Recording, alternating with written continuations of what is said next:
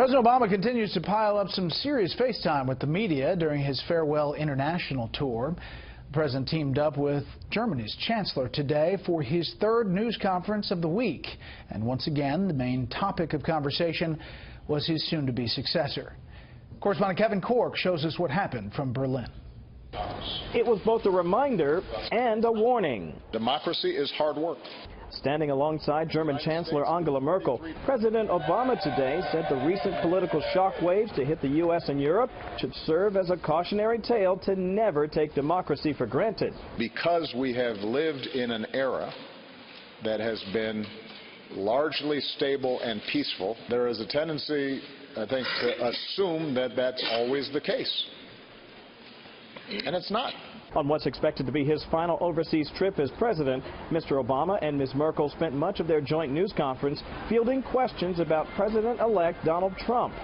Earlier in the day, in an apparent nod to fears here of increasing U.S. isolationism in a Trump administration, the two leaders penned an op-ed in a German daily, writing, quote, "Today we find ourselves at a crossroads. The future is upon us, and we will never return to a pre-globalization economy." Germany is a disaster now. During the presidential campaign, Trump was a frequent critic of Merkel's policy on Syrian refugees. He even took to Twitter to take a shot at Time magazine for naming Merkel 2015 Person of the Year, tweeting, "I told you Time magazine would never pick me as Person of the Year despite being the big favorite. They picked person who is ruining Germany." But today, Merkel shook off the criticism, noting that the deep ties between the two countries would endure. That is in our mutual interest, so we will continue this. We'll approach this with an open mind, and we'll do this on the basis of deep conviction with President-elect Donald Trump. And while the president said he remained cautiously optimistic about his successor, he challenged Mr. Trump to stand up to Russia when they deviate from universal values and international norms.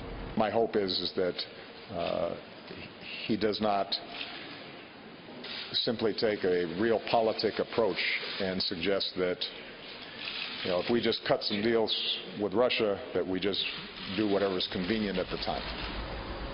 Brett, Friday, the president's schedule will expand just a bit to include meetings with Eurozone leaders from France, the UK, Spain, and Italy. Of course, that's all just ahead of his trip to South America for the Asia-Pacific Economic Cooperation Summit in Peru, and no doubt trade will top the agenda there.